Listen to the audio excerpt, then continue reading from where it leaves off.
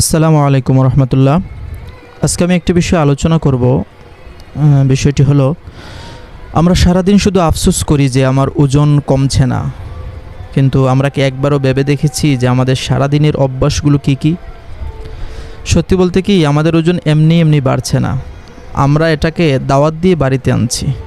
আজ একদম সত্যি করে কিছু কথা বলবো, হয়তো আপনার শুনতে একটু খারাপ লাগতে পারে, কিন্তু এটাই বাস্তব।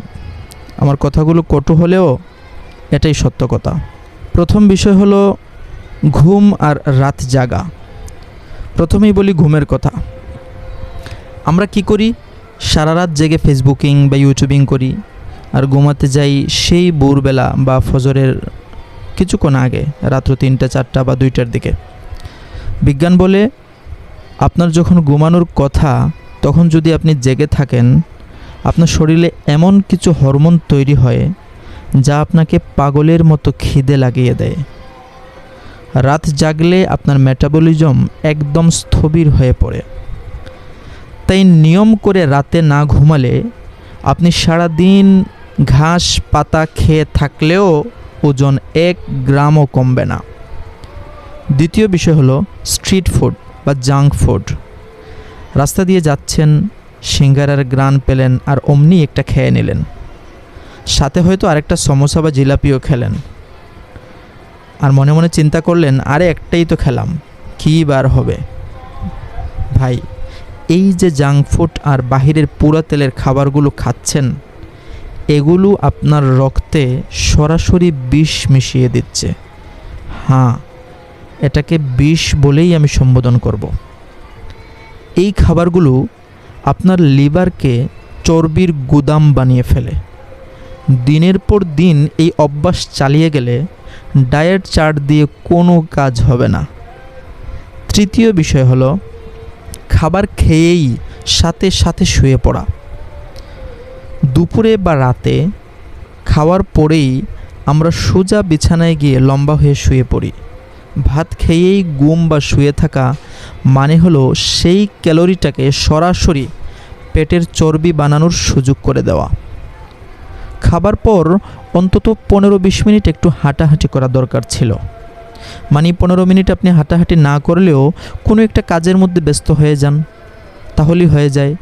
আমাদের শরীর তখন সেই খাবার হজম না করার বদলে শরীরে জমিয়ে রাখার যে প্রবণতাটা আছে ওইটা কমে যাবে। কারণ আপনি যখন খাবার খাওয়ার পরপরই সাথে সাথে আবার বিশ্রামে চলে যান, চুপচাপ বসে থাকেন বা শুয়ে পড়েন, তখন শরীর এই সিগন্যালটা নিয়ে নেয় যে আমার ভিতরে যে খাবারটা ঢুকেছে, এই খাবারটা ব্যয় করার মতো বা এই খাবার থেকে আমি যে ক্যালোরিটা পেলাম, এই ক্যালোরিটা ব্যয় করার মতো জায়গা আমার নাই, সুতরাং এটা আমি জমিয়ে রাখব। চতুর্থ একটা বিষয় হলো একটানা দীর্ঘ সময় বসে থাকা আর স্ট্রেচ বা টেনশন নেওয়া। আপনি যদি ডেস্কে বসে কাজ করেন বা সারাদিন সোফায় বসে অলস সময় কাটান, তবে আপনার শরীরের ইঞ্জিন জং ধরে যাবে।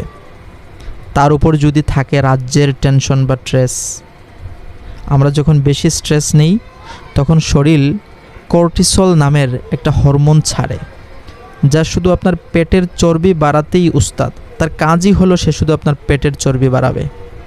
এই দুশ্চিন্তা আর অলসতা দুটো মিলে আপনার শরীরটাকে ধীরে ধীরে নষ্ট করে দিচ্ছে, স্লো পয়জনের মতো। তাহলে এর থেকে সমাধানের উপায় কি? দেখুন, এই বদভ্যাসগুলো না ছাড়লে দুনিয়ার কোনো ঔষধ আপনার ওজন কমাতে পারবে না। তবে হ্যাঁ, আপনি যদি এই অভ্যাসগুলো একটু একটু করে বদলানোর চেষ্টা করেন এবং সাথে সঠিক নিয়মে একটা ভালো মেডিসিন ব্যবহার করেন, তাহলে আপনার মেটাবলিজম আবার সচল হবে। এটি আপনার পেটের জমে থাকা পুরানো জঞ্জালগুলো সাফ করতে সাহায্য করবে। কিন্তু অনুরোধ করে বলছি, নিজের জীবন নিয়ে ছিনিমিনি খেলবেন না। লোকাল মার্কেটে যে সমস্ত ওষুধ পাওয়া যায় সেগুলো কখনোই ব্যবহার করবেন না। একটা কথা সবসময় মনে রাখবেন, কখনোই শুধু ঔষধের মাধ্যমে আপনি চর্বি কমাতে পারবেন না, নিজের ওজন কমাতে পারবেন না। শুধু ঔষধের মাধ্যমে আপনি পেটের মেদ কমাতে পারবেন না, এটা 100% গ্যারান্টি। আর যদি পারেনও, যদি ওজন কমানোর ঔষধ দিয়ে আপনি ওজন কমাতে পারেনও, এটা সরাসরি আপনার কিডনিতে আঘাত করবে। তাই এমন ওষুধ খেতে হবে যেটার সাইড ইফেক্ট একদম কম। না জেনে উল্টাপাল্টা কিছু খেয়ে সুস্থতার বদলে বিপদ ডেকে আনবেন না।